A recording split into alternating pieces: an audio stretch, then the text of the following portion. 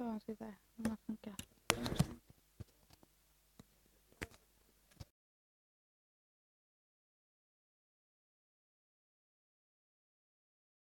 Ja, toppen. Då kör vi igång.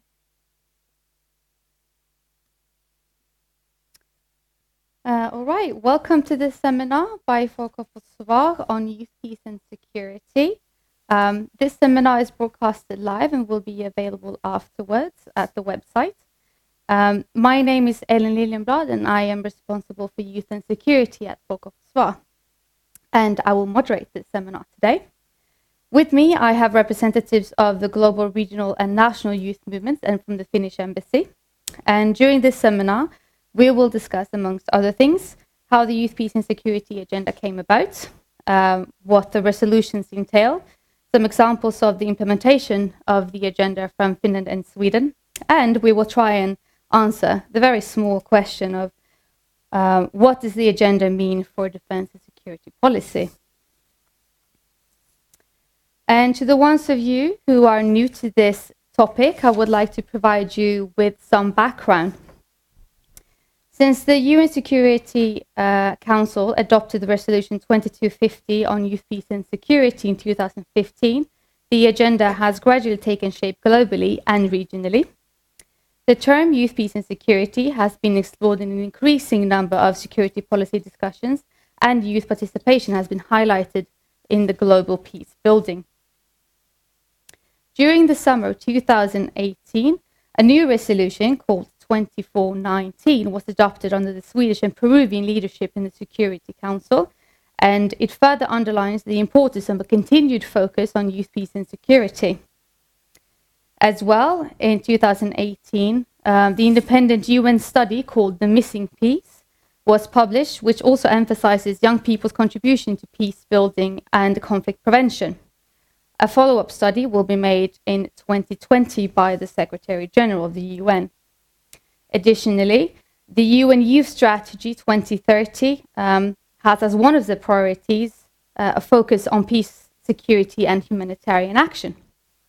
And throughout all of these different UN processes, young people and youth organizations have advocated for an increased role for young people in defense and security policy.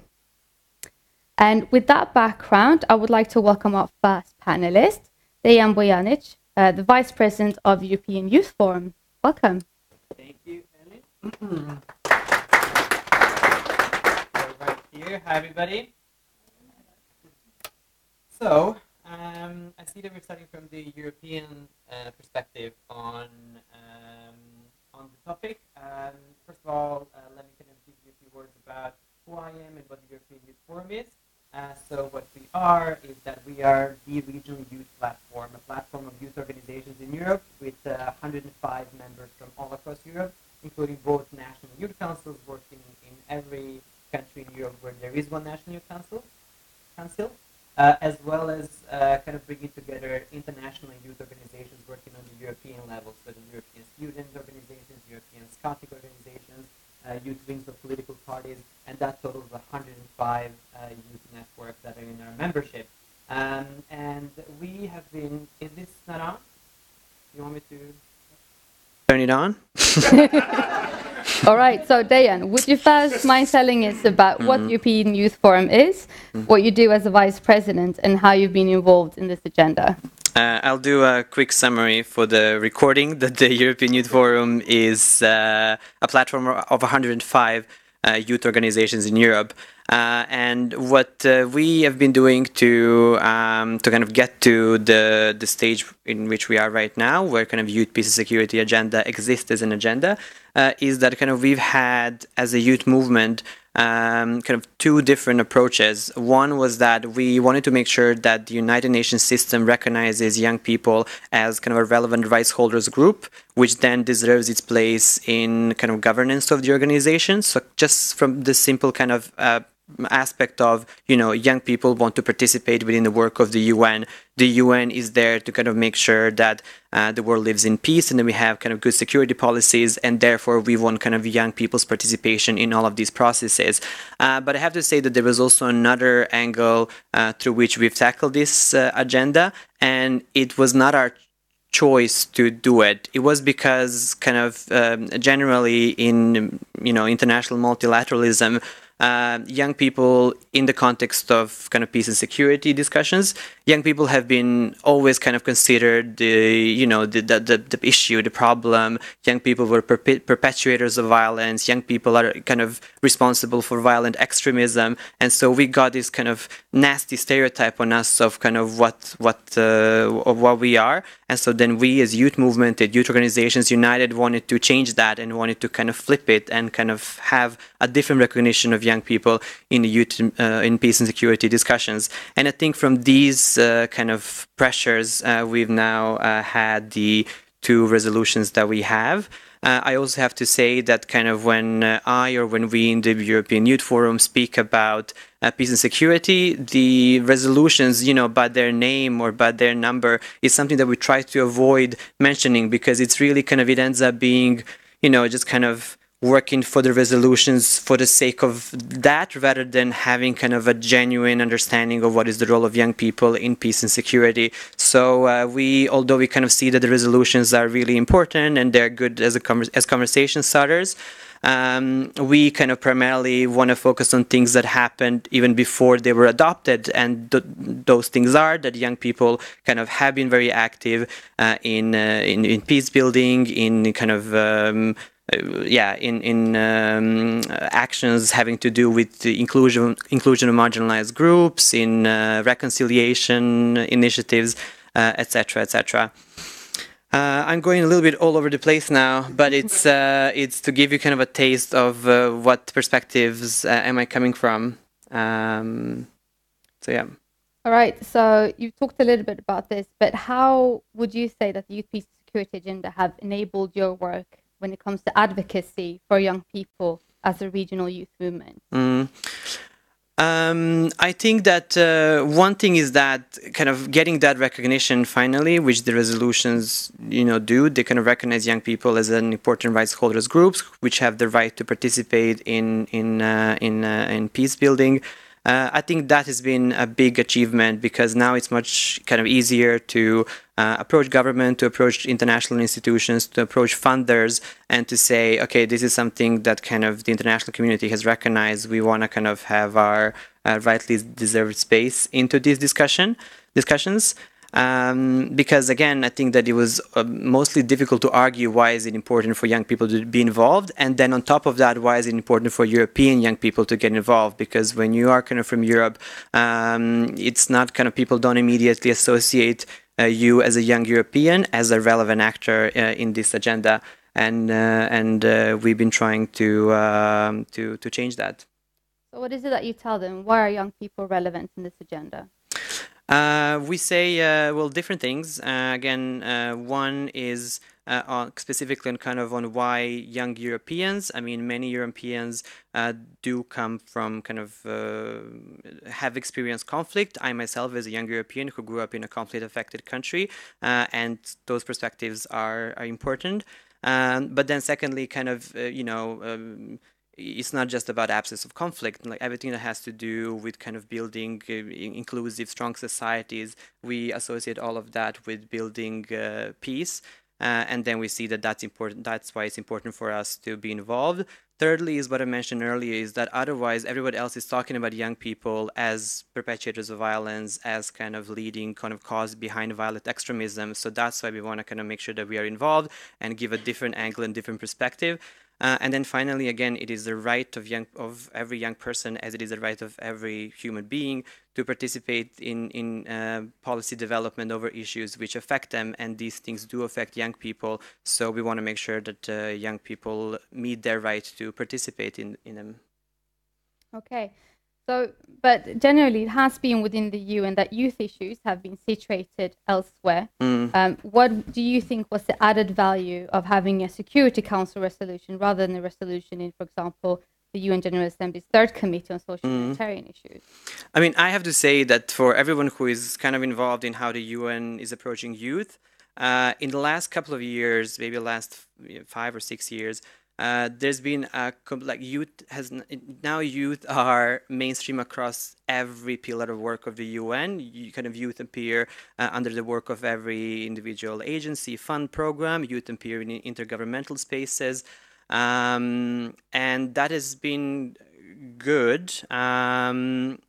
But that's not how it always has been. For a long while, the UN had approached, as you kind of mentioned, youth as only a social development issue. If there was a youth resolution discussed among UN member states, it would be under the Third Committee of the General Assembly, where social, humanitarian, and cultural issues are being discussed. And again, youth were considered as a needs a group that kind of has needs and that has issues in their development that needs to be addressed.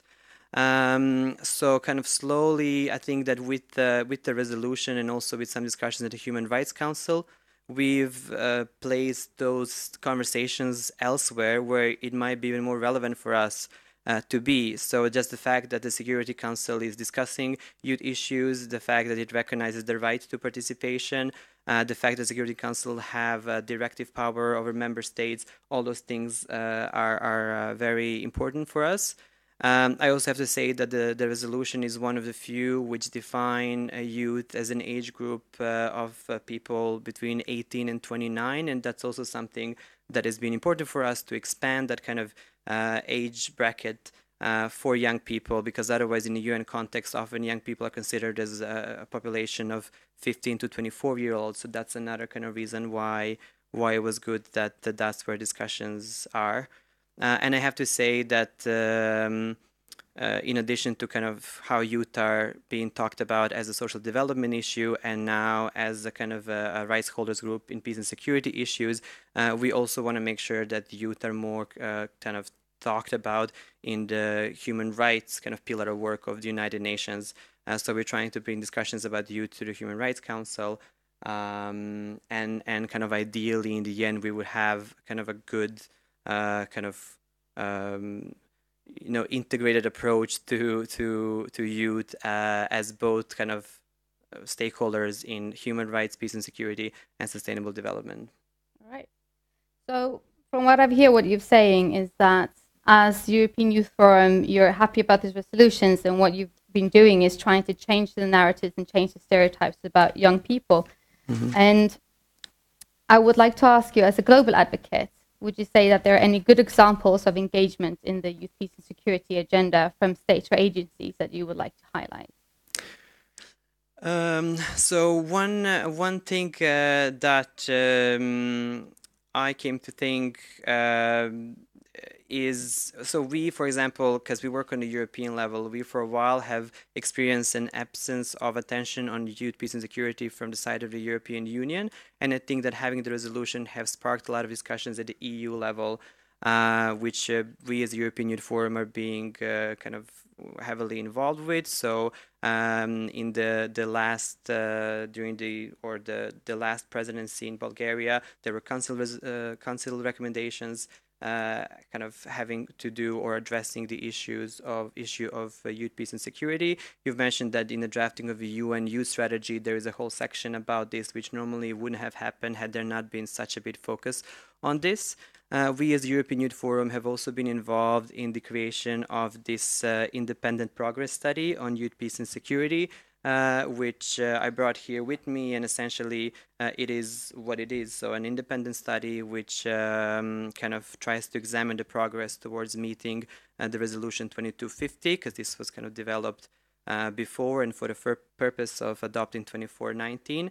And again, just kind of having those conversations starting have helped us then, for example, partner with stakeholders at the UN to organize a regional consultation with our members about how they experience their participation in peace and security, etc. We had the Danish government who recently adopted a kind of a new strategy for their foreign affairs ministry, which now features kind of bits about how whenever there is a relevant panel on peace and security, young people need to be invited to it, where there is an elaboration of what is the role of UN youth delegates and how they can participate in peace and security discussions that the Danish Foreign Affairs Ministry is leading.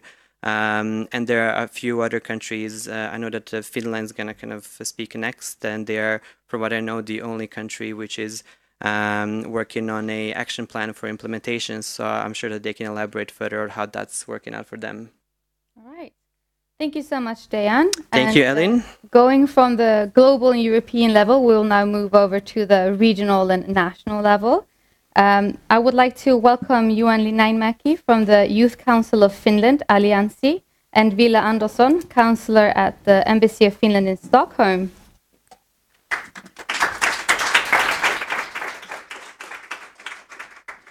Thank you for joining us, and you will have to share that mic. So I have invited you both here today as Finnish youth organizations raise the agenda for youth peace and security, both internationally and nationally, at an early stage, and Finland as a state has become one of the champions of the agenda globally. And one way this is materialized, as Dejan just mentioned, is that the Finnish government has this year initiated a process for creating an action plan for implementation of both of the resolutions together with the Finnish youth movement. And I would like to ask you both if you could give some background on the Finnish engagement in youth peace and security. Yes, first of all, it's always nice to be in Stockholm. Thank you for the invitation. This is one of my favorite cities, so thank you for letting me be here. I'm from the Alliancy National Youth Council of Finland. We have about 140 national youth organizations as our members, and it was nice to hear Dejan speak first, because of course they are our European platform and have a much bigger perspective on what's going on globally, as well as on the UN level, so thank you for that as well. I'll say a couple of things before I let Ville say something from this perspective of the state itself and the ministry, but maybe as just one, first of all, a short legend about our connection to the YPS agenda, the Youth, Peace and Security, and then some of the actual history just shortly, and how we kind of picked up from there. First of all, we'd like to say that there's this legend in Alliancy that this idea of youth, peace and security was born in a sauna in our basement in Pasila in Helsinki.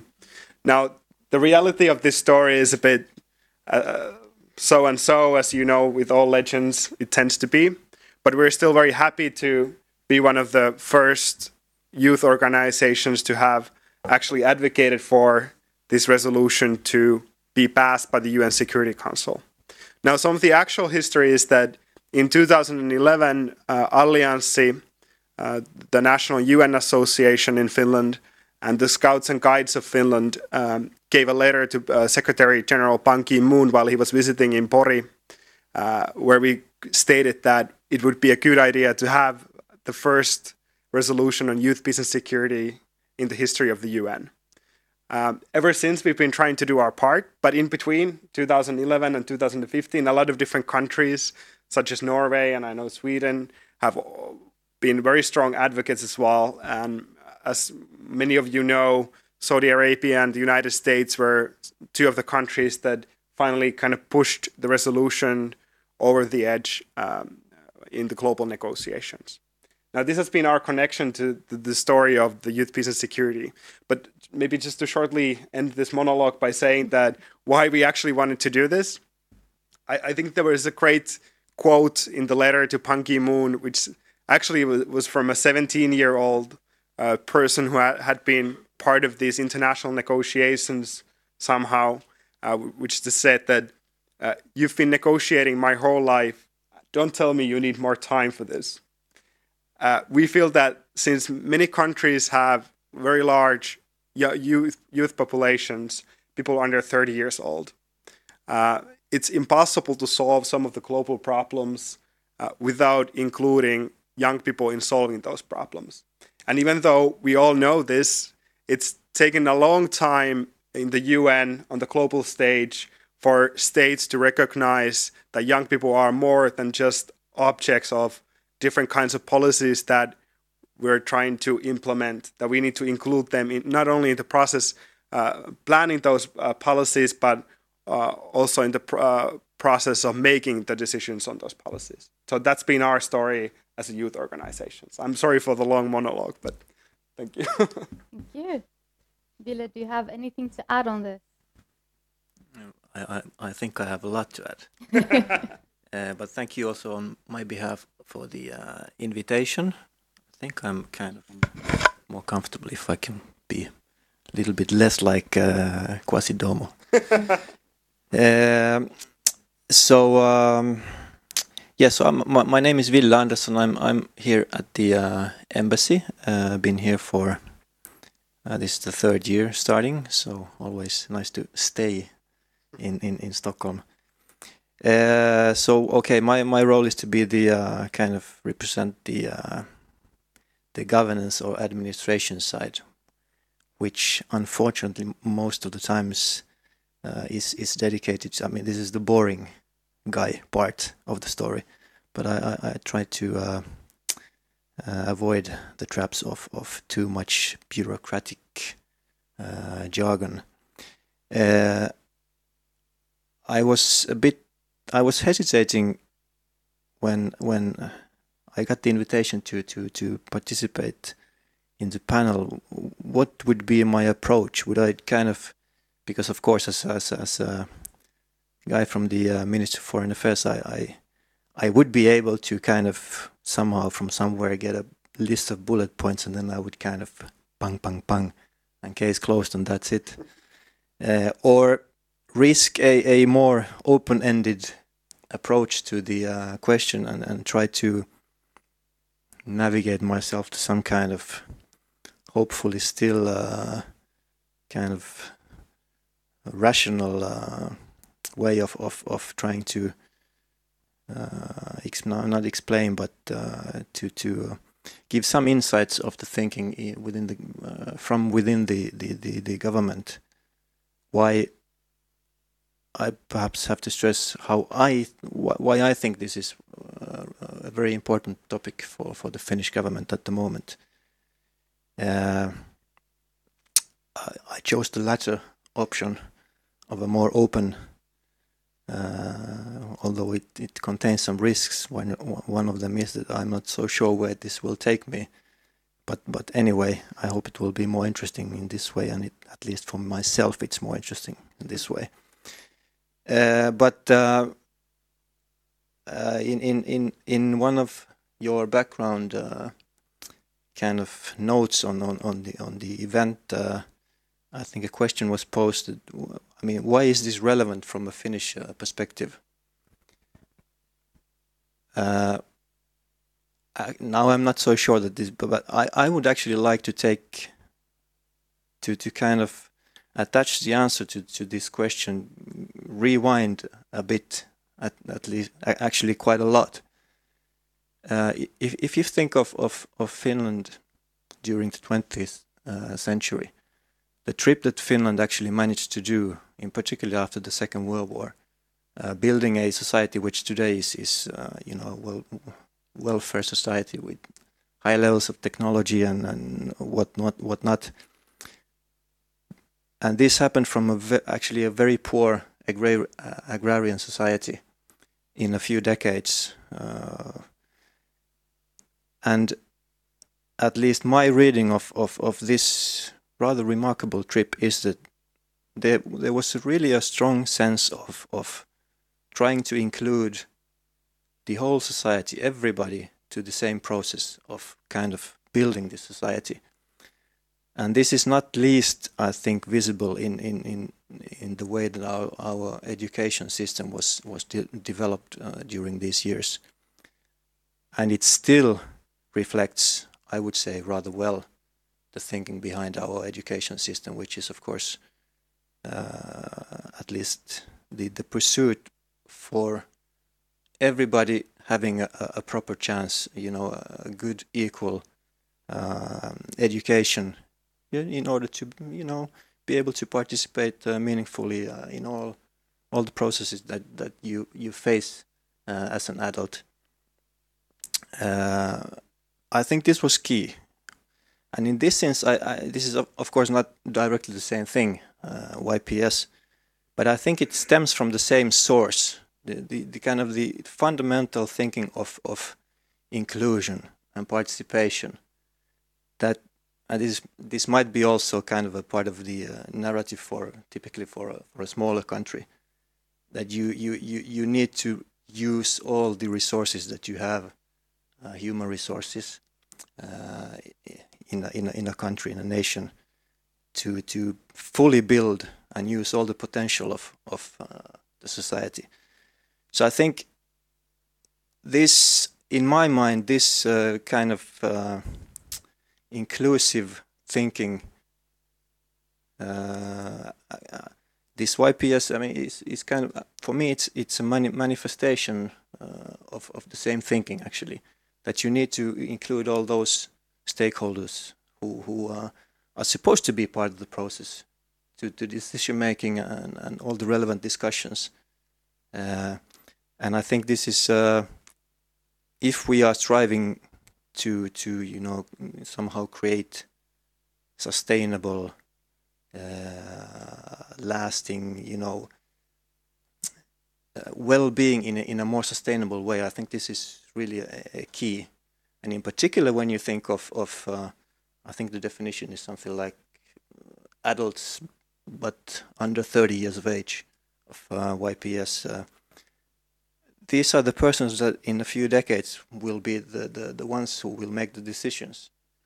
But of course, it's all the better if the same persons already from early age are engaged in the processes. So I think this is kind of fundamentally the starting point. Then from a foreign and security and even defense policy view, which I know the organizers are keen to also to have to these discussions. And in Finland, not only in Finland, but also in Finland, I mean, we very much have started to think of security as a kind of a comprehensive security approach, a holistic perspective, that it's not only about guns and fighter jets. It's about many things. It's about climate. It's about energy infrastructure. It's about, at the end of the day, it's about education. It's about creating meaningful ways of taking part in the society. This all and this, of course, very much also interlinked with each other, all these different aspects.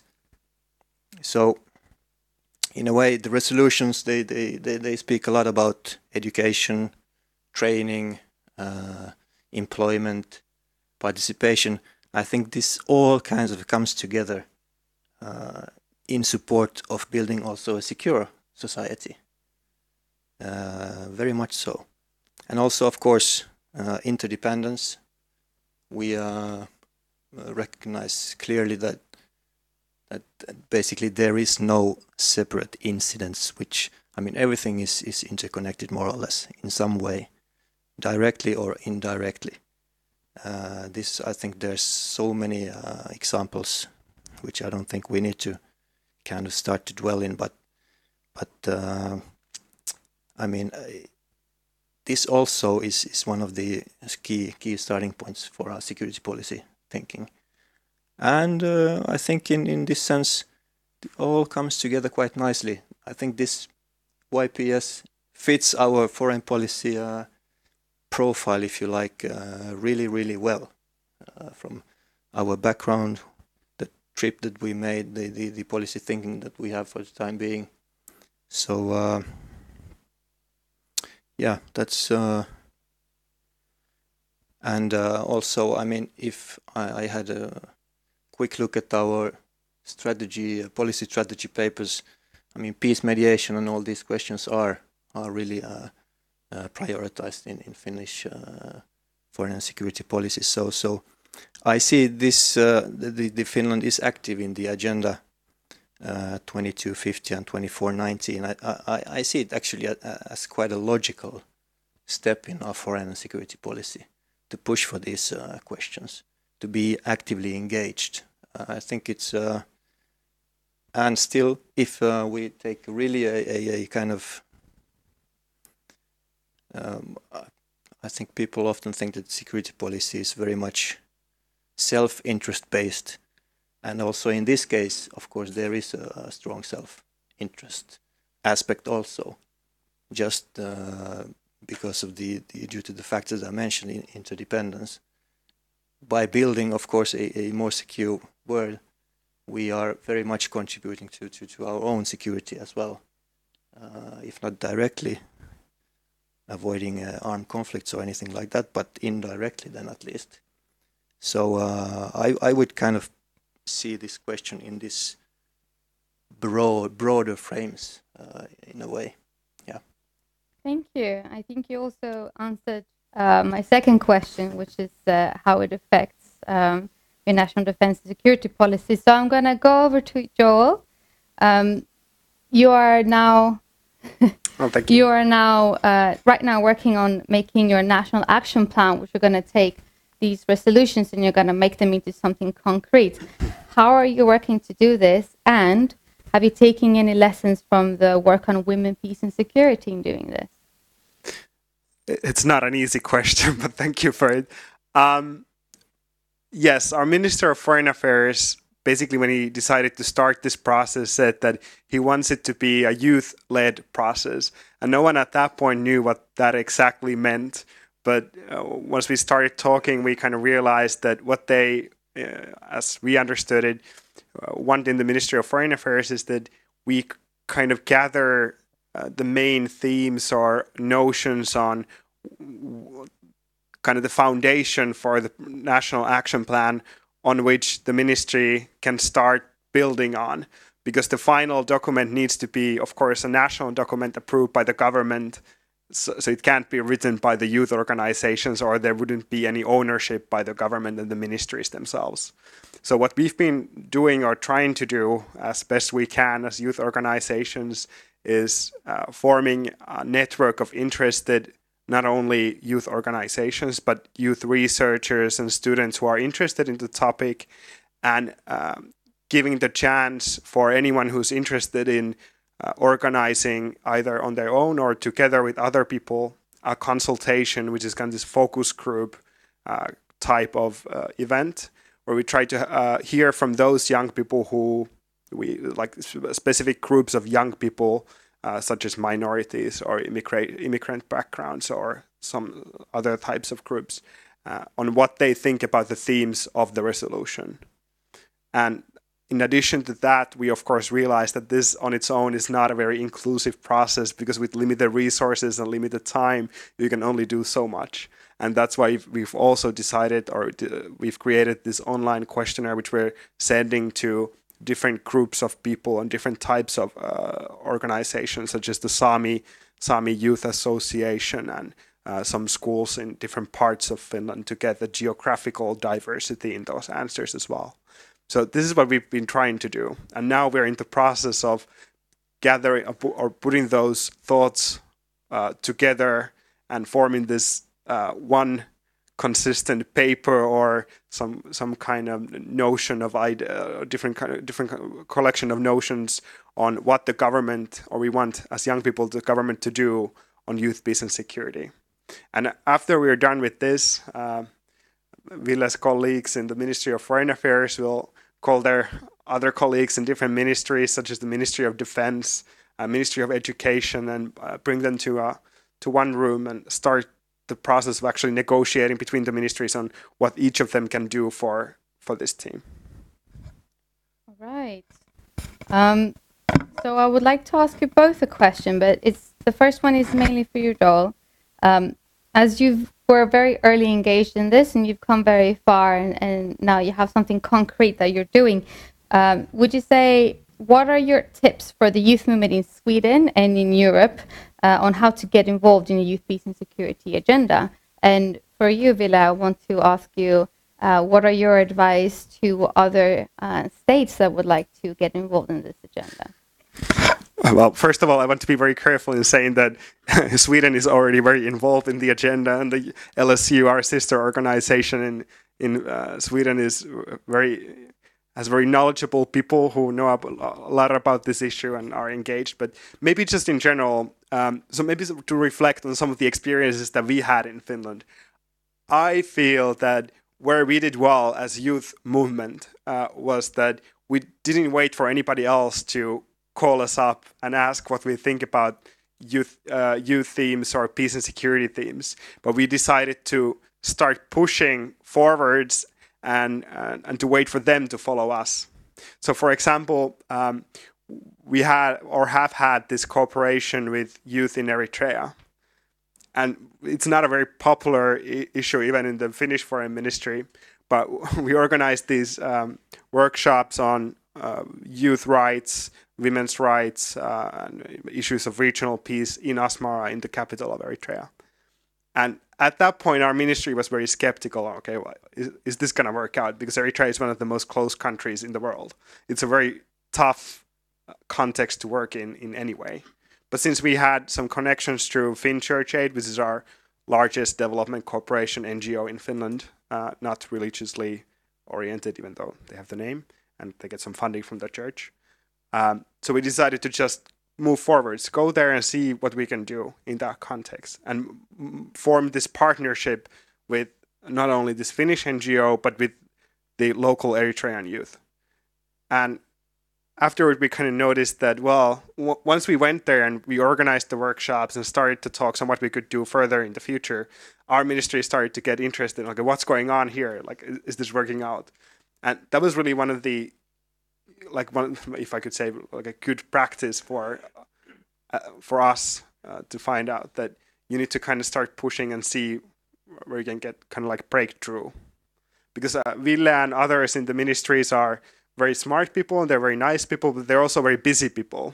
And you need to help them to prioritize things in the correct order. And it also helps to get some political will behind you. And that's why we didn't only engage the civil servants, who are great, but also the politicians. And once our members of parliament started mentioning youth, peace and security in the parliamentary debates, then the civil servants also started to kind of notice, okay, there's something going on here. Like, should we be doing something more than we are doing? And then they first kind of nominated a desk on 2250 in the ministry, and then it got on the agenda of the Minister of Foreign Affairs, and so on and so forth. I'm not sure if this answered your question, but it did. Thank you. Ville, any tips for other states? Yeah, well, I would hesitate to try to give advice to other states, but I think as a starting point, I think that one would need to emphasize the importance of starting to implement the resolutions. Take it seriously. I mean, live as you learn. If now we have a broad coalition, or what you would like to call it, but a broad engagement behind the resolutions, I would imagine that it's a strong kind of a base to start working on the issues. And there's resolutions, there's declarations, there's all kinds of political text going around all the time. But I think it might be useful to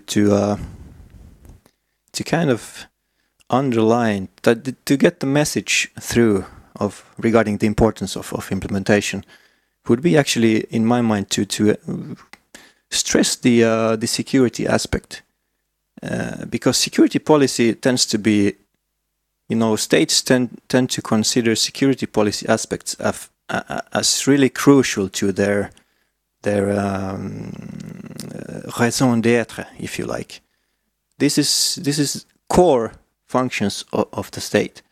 If you can somehow argue and motivate states to the implementation of the resolutions from the base of this being in your own security policy interests, I think this might help to get states involved and engaged to actually to take it seriously, not just political declaration. Yeah, of course, everybody supports peace and security. Who wouldn't do that? But to go a step further and really push for it, push for a change, more participation, more inclusion. And in this context, I think it might be a good idea to try to, emphasize the security policy interests of us all. Thank you. So, if I've heard you right, I'm going to try and summarize you. You're going to come up later, but Joel, you said that it's impossible to solve the global problems without addressing youth, and that is one of the reasons why youth peace and security is so important. And then Ville said that we need to have a holistic approach to security where also youth are included. And then one of the tips to get this agenda through is to engage on a political level and don't wait for the government to lead the path. And then lastly, we heard for the state that they should live as they learn. Thank you so much. Yes, thank you. And last but not least, we will welcome Emily up. You can sit down for now. Emily Beck is the Vice President of LSU, the National Council of Swedish Youth Organizations, and is the Swedish equivalent to Alliancy. Welcome. Thank you. Is the mic on? Everyone can hear me? Perfect. Hello. This afternoon, I recognize some faces and some are new to me. I'm so happy to be here. Folk of Försvar is definitely one of the Swedish actors that are contributing a lot to putting youth, peace and security on the agenda and the political agenda, I would say. So I really appreciate the chance to be here. I would like to start with maybe acknowledging three ideas that I believe to be truths before we start on any further discussion. And the first one is that at the moment we have demographically the largest group of young people that we ever had. The youth group has never been as large globally as it is now. And when we look at areas of armed conflict, it tends to be so that the majority of the population in these places are young people. Because of that, you can come to a conclusion that young people have the ability and the possibility to either play a very large role in enabling further conflict or enabling peace. And I believe our job here today and my job and surely Folk of Försvar is that we will help any young person, any youth peace builder or any organization working to create peace to further support the work that they already are doing. And the troublesome fact with that is that the necessity for us to support all these youth organizations working for peace already is that the space for them to act is actually shrinking. And we at LSU talk about this a lot in different types of contexts. The space to act is shrinking. And with that, when it comes to peace and security, for me, I can just point to a few recent examples from Israel-Palestine, where young peace activists are being jailed, they're being sentenced for things that they're doing in their activism for peace without due process.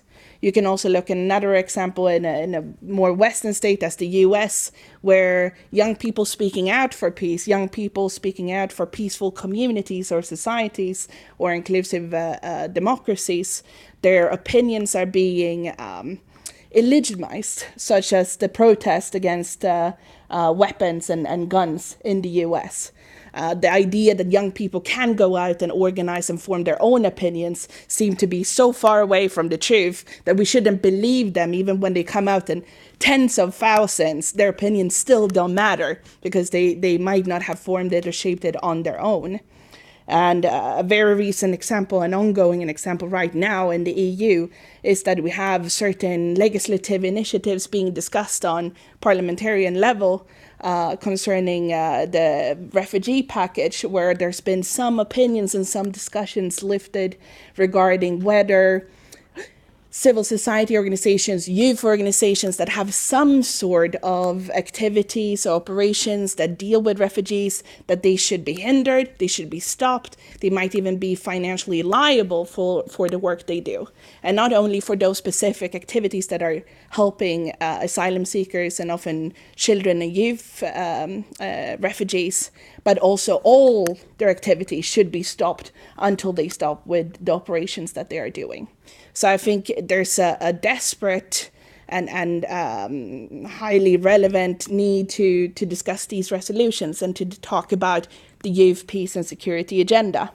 And I do feel a little bit that you were suggesting in your notes as well, that the youth, peace and security agenda fills an extremely important gap that we haven't seen before. And I can somewhat agree with Diane that we should talk about the practical work. There's more than just these resolutions. But as an organization working and been very active with Allianz as initiative taker to the resolutions 2250 and 2419, I can say that what the youth, peace and security agenda does is that it widens the space for young people to be activists for peace, for youth organizations to act for peace, and it also enhances the development of a peace culture and counter extremist violence and the development of that.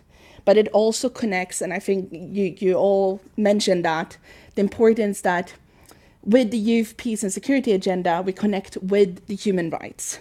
And specifically the youth human rights. They are also rights barrier. And it might sound strange, and I know Diane lifted it, and it seems obvious. Of course, young people have rights.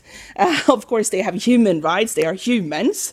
But when you look at situations of conflicts, we see that these human rights are slowly but surely being stripped away because of the armed conflict and because they are young. Such as the due process, such as the right to protest, such as the right to organize for peace or for refugees or whatever it can be. And young people are covered by previous resolutions. And the reason I think why we needed to have this resolution in place, or both of them, was exactly because I think we needed to have a way to measure it, to not be able to shy away. Now, when we finally have the resolution in the Security Council, it has to be annually reported. There's no control on what they're going to report. There's no control on how they're going to improve. Everything's voluntarily. But there is some way to ensure that there's being some sort of reports on how young people organize for peace and how their rights are being violated. And I think it's very similar to what you lifted in the last conversation about women, peace and security agenda, that young people, the reason why we have been suffering up till now, the reason why our rights are being questioned is because of the lack of representation, which was one of the bases of also 1325 for women, peace and security. But it's also a structural age hierarchy that sometimes is being very much tiptoed around. And we talk often about an age discrimination even. That might be hard, and I've been to several seminars where we have panelists, everyone in the age 40, 50 say there is no age discrimination. And I'm like, wow, well, you're there. So no, obviously for you, there's not. You're not affected by it. But for most youth activists, it does impact their participation, the way they participate, their ability to participate. It also affects their protection. If you're a young person, you might not be deserving of the protection during an armed conflict. You might be seen as a troublemaker. You might be seen as a person who has the ability to turn to extremist violence or radical views. And you might be a person that do not even have the right to organize, what we see very much on youth level. And I think the progress study lifts this so well, where it connects surely with other societal principles of work, housing, and education. But what the progress study specifically says is that it is a myth that only housing, work, and education will push radicalization away from the societies we're living in. The one thing that research has proven does work when we want to stop extremism is democratic inclusion. And I think this is what both 2250 and 2419 does so well, that young people should be included in all parts of the progress, both in preventing, setting up and negotiating peace treaties, and implementing them, and preserving the peaceful societies that we have.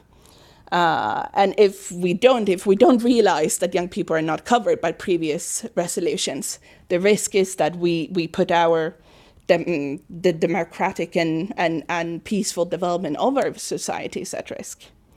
And here at LSU, we firmly believe that the formalization of these kind of decision makings, of including young people, is important. And we work a lot with these kind of meta issues and been highly involved in the drafting of both 2250 and 2419 because of those reasons.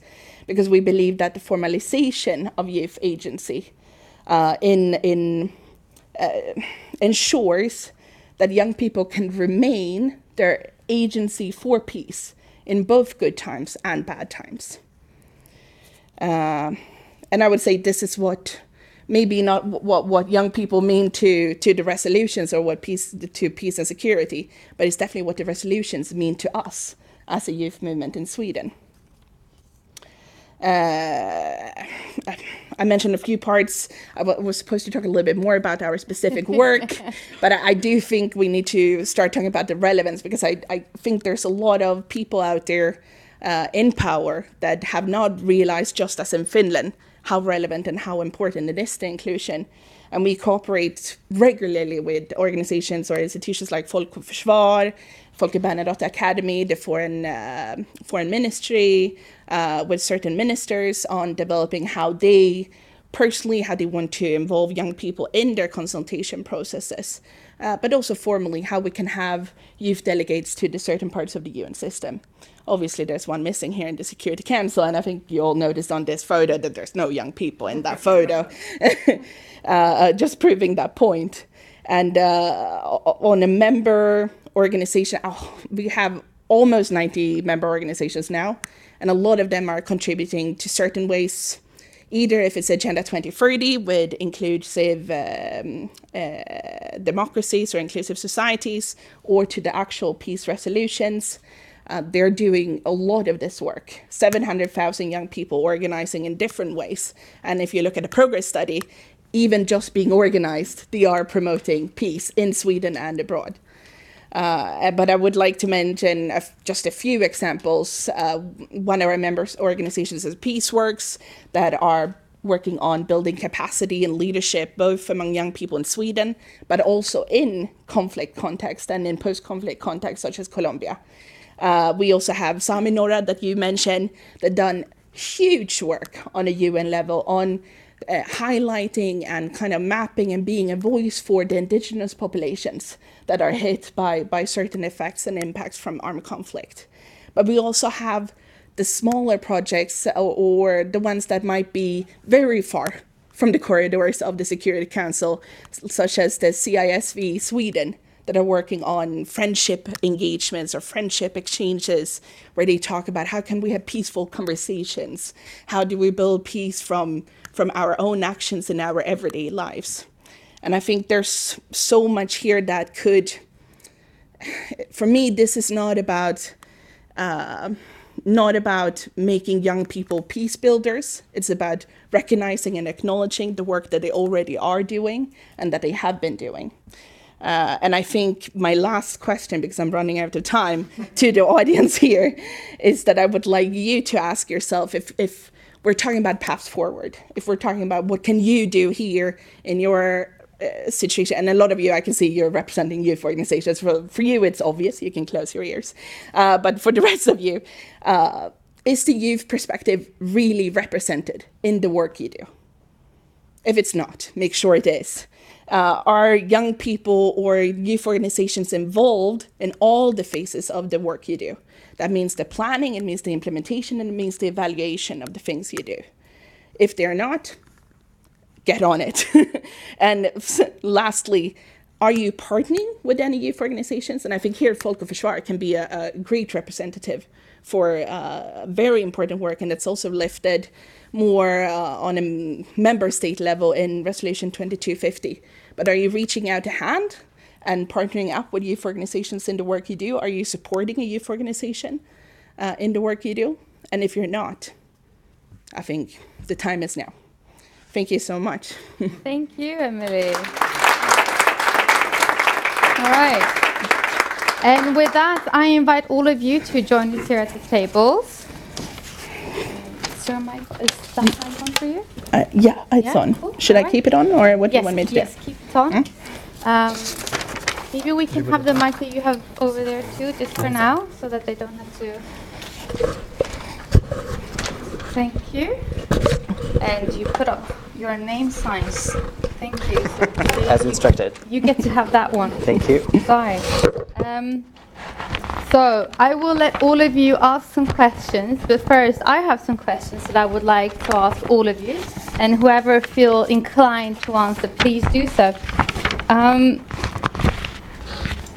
I would like to get 3 different perspectives. How do you think that youth peace and security can be implemented in context of conflict, post-conflict, and maybe most relevant to this context, in peacetime?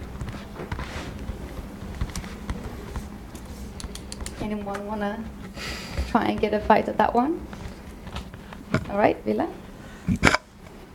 Yeah, all right, thank you. Very briefly, in peacetime, I think, the work that, for example, Joel and all you others are doing for the moment.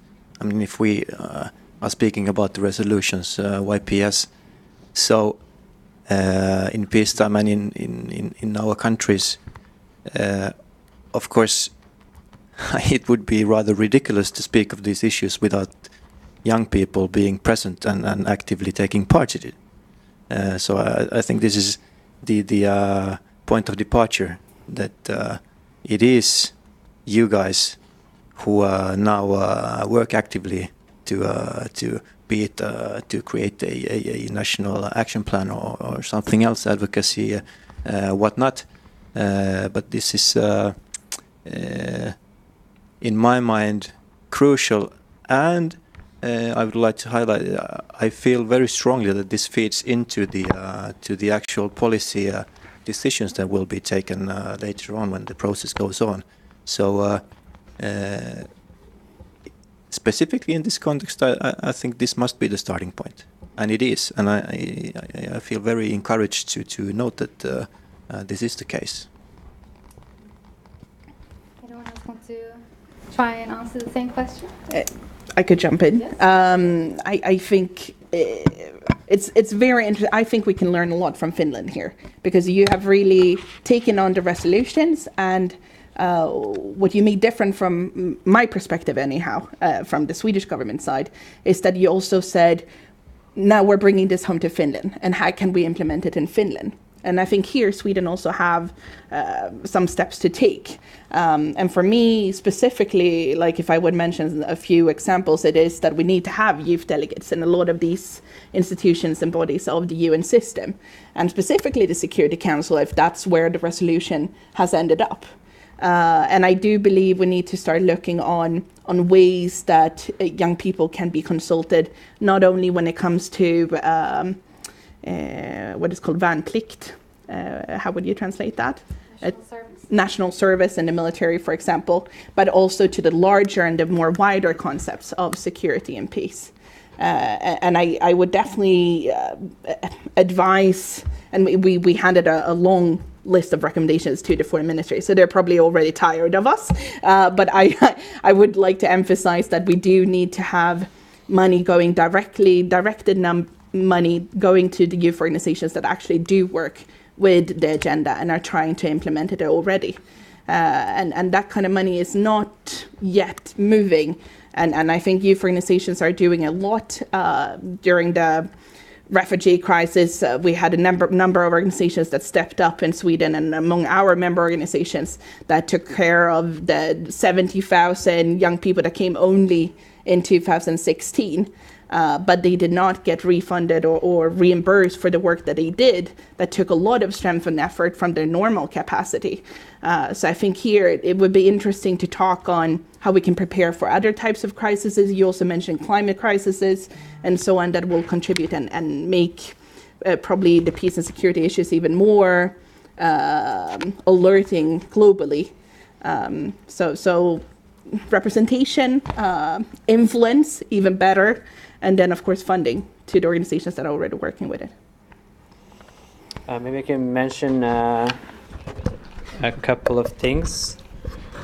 Just this might be anecdotal, but I think it's interesting to mention. I have a friend who is a Swedish ambassador in a country which experiences a lot of conflict between kind of clans and gangs. And then he's been telling me about peace-building processes between those, which are nothing like we might think that a peace-building process look like. I think that we think that there's just kind of like, men in suits behind the closed doors negotiating whatever they want to negotiate. But what he said is that when he meets with them, a lot of times it's kind of ends up being kind of like taking selfies for social media and kind of doing things that are just, I think, unimaginable for kind of how diplomacy now functions without kind of young people's perspective into it. So in situations of conflict, sometimes just having kind of unique experience of being a young person can be beneficial in those negotiations. But what I would like to maybe focus on even more is in kind of post-conflict situations where, as I mentioned, as you kind of all mentioned, kind of we need to see young people participation in policy development processes. But then also one concrete step is if governments would recognize non-formal education as kind of a form of education that is legitimate, that is recognized and validated. I think that a lot of youth organizations provide peace education through non-formal education, and if we would recognize those, I think that we would kind of further the agenda. Thank you. I go forward and I want to touch a little bit upon what you said about shrinking space for civil society. Emily said that is one of the issues for youth engaging in peace building and conflict resolution. Would you agree? And if you do, could you give some examples of this? How shrinking space would affect young people engaging in peace building?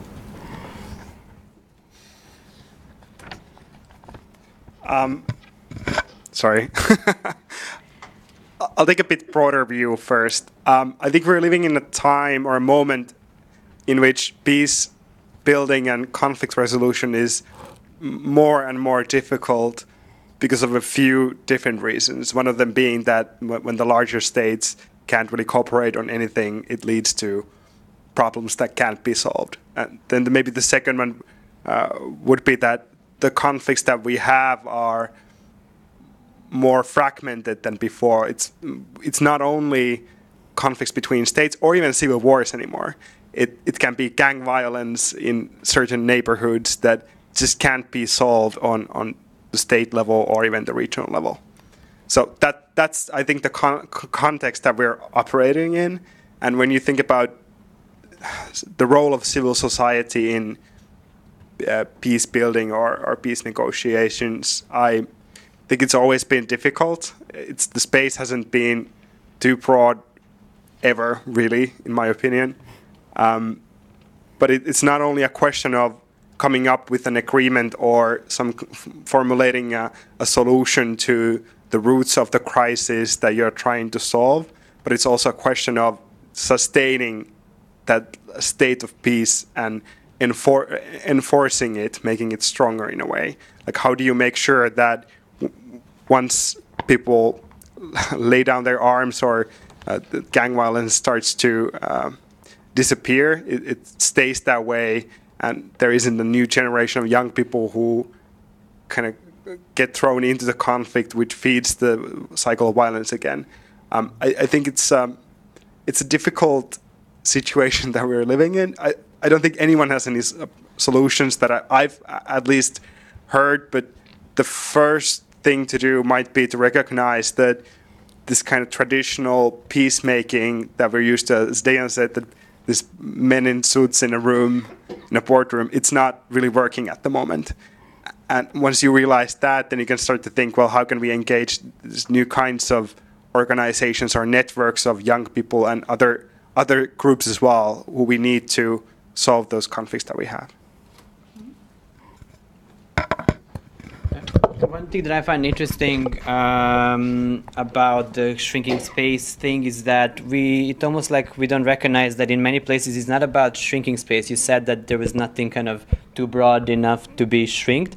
And I want to elaborate that because I think in many places in Europe it goes beyond shrinking, but there is an active attack on youth organizations. Mm-hmm. So our member, the National Youth Council of Belarus, it's illegal to exist. So you're not allowed to be a youth organization if you're in that country. That LGBTQ organizations in Hungary, in Russia, are just simply not allowed to exist, and that in itself is a threat to security. Mm-hmm. So for me, a step forward is to recognize these things.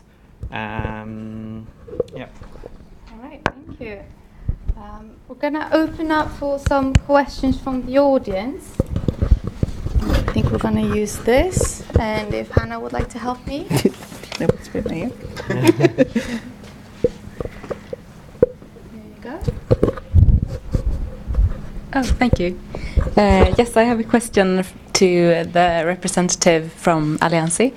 You told us earlier that you have sent an online questionnaire to different minority groups, schools, and I don't know, other groups in Finland. So my question would be, what are the main answers you have gotten as to what they see as security issues, like contemporary security issues and perhaps future security issues? Thank you. Yeah, thank you. That's a good question, but I have to kind of go around your question, and I'll tell you why. Because we're still collecting the answers, and I can't really tell you the answer to that. But I'll kind of go around by saying that in the consultations that we made in this kind of focus group type of consultations, we're kind of surprised that when for example, we had one on peace work within Finland, like, for example, peace education. It kind of got derouted from the topic of peace to questions of security, and I mean questions of, for example, having your own identity, having your rights respected as a member of a minority group, that kind of thing. So very personal types of questions that these young people had, and it's of course very related to the questions of peace education or getting rid of racist narratives or whatever. But it's a bit different type of thing than the one that we asked. So I would expect that we'll see this type of answers in the questionnaire as well, even though most of the questions that we ask in this questionnaire are related to participation and for example, how individuals what they consider to be what they consider peace to be, for example, and how they think that they themselves or people within their daily lives can kind of advance peace. Yeah, I'm sorry. That was a very good question. Thank you. Do we have any more questions from the audience? One over there. Hi. Do I just speak into it? Yes. Yeah. Hi. My name is Yin Yin. I'm a Rotary Peace Fellow from Myanmar. Thank you very much for an interesting panel. I have a question. Perhaps maybe everybody could answer, but maybe specifically from Emily. You said that it is a myth that housing and education is the only way for youth to be involved. I wonder if you could maybe elaborate on that. You touched a little bit on having youth in the democracy process, I think was the word you used. Myanmar is currently going. It is a new country to democracy, and I wonder what are the steps that you perhaps could advise. Also, just giving a little background on Myanmar, that it is a very much, for lack of better words, a very ageist country. We have a lot of older generation in our government. There is a huge gap between what is needed from the youth and how we're actually represented is actually an older generation that is actually representing us. Maybe I've gone a little bit all over, but if you could, maybe elaborate on that. Thank you. I still know one then. Thank you so much for your question. And actually, we have a quite new established partnership with the beginning of what could be a council of youth organizations, or at least of youth in Myanmar.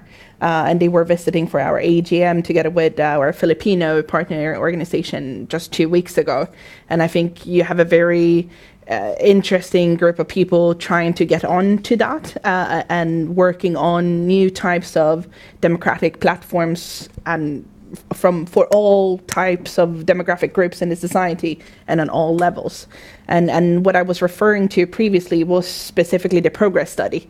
And I find it very interesting as we as LSU talk to government officials, it's quite often, and also in the defense report that was published earlier this year, it speaks a lot about, in the context of young people, that we are, and I think you guys mentioned it too, recipients of information, and that's how we should be dealt with, or we are objectives of a development agenda. And that development agenda might be to put us into jobs, to put us into schools, or to put us into employment. And there's the progress study lifts this as one of the governmental myths, that this would be the way to counter the development of extremist violence. And what they say is that rather the progress study shows that it is the establishment of democratic platforms such as youth councils, or it could be lowering your voting age for certain countries. It could be anything from having youth councils in municipality level, or having institutional mechanisms where you have youth consultations, such as your questionnaires and so on. So I think it's very broad on how we could democratize or create more influence. And in Myanmar, that's basically starting from scratch on a youth council level or youth organization level, even though you had informal types of it, but not recognized types before. Now setting up those formal vocal points where you're recognized not only among your target group as a first step, but also recognized against the government as a vocal point that is allowed to represent your group. And I think that's what you mean with Belarus as well. Like, there is a youth council there, or a council of youth organizations, but they are not recognized by their government. So how can you do any of the work that you feel that you want to contribute with? And we work as an umbrella organization in that way. All our member organizations are experts in their levels and in their fields, and whenever we can, we invite them to talk about their specific points. And then as an umbrella organization, we only work with the preconditions on establishing these recognized platforms and these vocal points. But I think in Myanmar, you do also have a particular, like when it comes to age, and age hierarchies are very strong. And that's probably going to have to be like a longer progress of cultural attitudes changing on the way. But it can very much change with representation.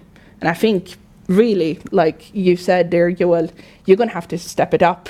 But we are there with you. And I think that's also what we can offer on an EU level and from the regional councils support, even as a third partner or so on. Thank you. As Myanmar is a country with both peace and conflict in one and the same, there are many of these perspectives that are interesting. Does any one of you have any thoughts on the question? How can the youth movement work where in a strict hierarchy when it comes to age? How to pursue the peace and security agenda? I'm not sure I can answer the question about age as such, but maybe about youth organizations or youth in this kind of difficult contexts of different kinds. For example, well, two examples actually. First, about Turkey. I think one of the issues about Turkey has been that even though we have this almost like intensive political discussions and strained relations with Turkey relating to their human rights record and I would like to say illegally locking up thousands and thousands of people. I think there would be space for youth cooperation between youth organizations in Europe or in the Nordic countries and within Turkey themselves, this kind of grassroots level engagement and discussions, debate between young people. And that would foster and sustain this kind of peaceful relations between Turkish young people and European young people. And eventually, I think it would kind of grow onto the more political and diplomatic level, or at least make sure that our strained connection with Turkey is not completely cut off at some point by our political leaders. And to bring up shortly just another example, Eritrea, which is it doesn't have this kind of same type of ageist cultural aspects. I'm not sure if I can say that, but as such, but it has this history of war heroes being the politicians and the decision makers. And if you're not a war hero, if you didn't fight in the independence war 20 years ago, you're nobody. You're not worth anything. And that's a problem for a country if you have a lot of young people, first of all, and secondly, because the war heroes, as great as they might be in that society, they're going to eventually die out of age. So if you don't have an avenue for young people to enter the decision-making bodies, into politics, to get into different jobs in the administration itself, it's going to lead to problems within the country. And I think what we try to do as youth organizations is going to similar what you're trying to do in maybe with the young people in Myanmar, is to engage with the young people, to offer them an avenue to connect with international organizations and young people, to offer them something to kind of to engage with, because they're very frustrated with their government for a very good reason. But if they get these contacts and can talk with other young people, their thinking will be shaped differently than if they're just stuck in Eritrea without any connections to anybody else and without an avenue to administration, to power, and to politics. Thank you. We're running out of time, so if you would like to comment, you have a short comment there. Do you want to go first? Go ahead. Just very briefly, I hope. From a kind of being part of the foreign service, I mean, of course, we have tools in diplomacy. I mean, the peer pressure, be it talks regarding human rights, consultations, difficult issues can be brought up. You can question a country's actions when it comes to, I don't know, rule of law, human rights, democracy. Then, but of course, and I would hope that we would see actually that we would be more bold. We, as kind of part of the formal policy-making machinery, that we would be able to more strongly stand up to the fundamental values that we think are worth defending. Of course, at some point you come to the kind of tipping balance point, that still increasing the pressure would actually be rather counterproductive. I mean, if we say to a country that you're behaving really badly, fine, but we have to try to keep a constructive tone in a way, because if they say that no, we don't agree, we don't want to talk to you anymore, this would definitely not be in the interest of anybody in the country who are having trouble of be it the youth organizations who are not allowed to operate or whatever. So I think in publicly quite often there's a big frustration that we are not able to do more defending our values. And I agree to a certain point, but then again there's this other aspect of how far can you go so that you wouldn't actually harm the ones that you are trying to defend, just as a little kind of thought. And I can briefly say, just to say that in Europe, I think it needs to be clear that there are some rights that you specifically don't have because you're young. So you cannot, in most European countries, you need to be over 40 or 45 to run for president. You need to be over 30 to run for parliament. So you specifically, because you're young, you cannot participate in the governance of your country. Specifically because you're young, there are in 8 European countries the youth minimum wage, which means that there's a minimum wage for everybody else. But if you're young, you're allowed to be paid even less than that. So there are a number of things that are specifically kind of targeting young people to not have those rights. So what we try to do on the European level is to try to have a separate recognition of youth rights, to have, similar to how children's rights are recognized as a concept of its own, to have a convention on youth rights. It's also something that has been done in other places. So there is the African Charter on Youth Rights and Ibero-American Convention on Youth Rights. And for us, that is one way to just get that legal recognition that these things are happening and that these things need to be tackled. So maybe kind of that could be another step and another way of thinking for Myanmar. Thank you. Thank you for your questions, and that is all the time we have today. I'm going to try and do a little recap of this. It's not going to be easy, but we've talked about the UN Security Resolutions 2015-2019 and what they mean for defense and security policy. We've talked about how the youth movement have contributed, both on an international and national level, to both the resolutions, but also to sustaining peace. And we've heard some good examples of how to work with the resolutions and what youth organizations are already doing. And we've also heard that there is an issue with shrinking space for civil society organizations, and this is specifically relevant to young people. And some ways to address this is to make sure that young people are involved in all parts of decision making, and that young people are involved in all parts of both the governmental work, but also where there is power. And was that a fair recap? Yes. All right. So on behalf of Folkapasva, I would like to thank you for joining us. Also to the people joining us on the web. And yeah, thank you.